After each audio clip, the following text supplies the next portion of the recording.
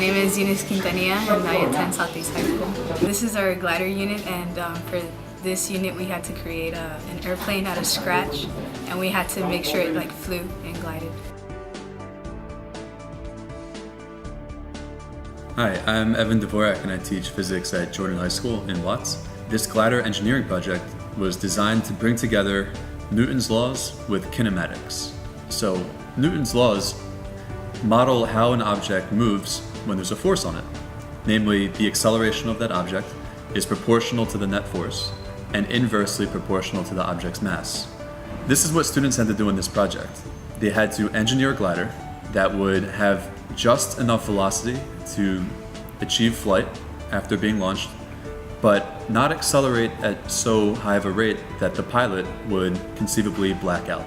So the different roles that our group had to have, because there were 5 people, there needed to be a time traveler to keep everybody in check in the group.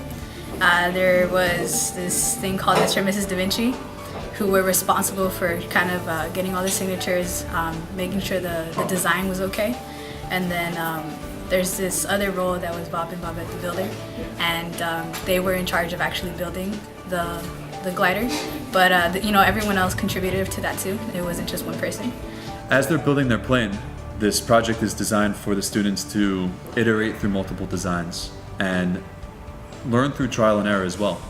But eventually take everything back to the mathematical models that we have for the physical system and use the physics to guide their thinking and explain it in a design report.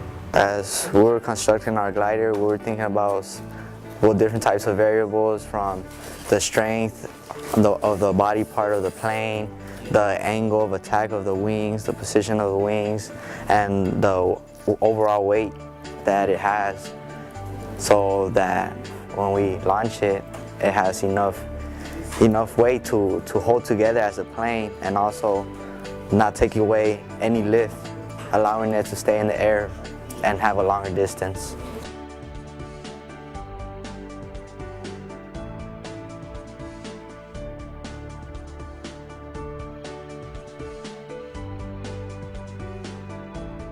So the expectation here is that students are throwing themselves into the engineering design process, and they're engaged in the trial and error iteration cycle.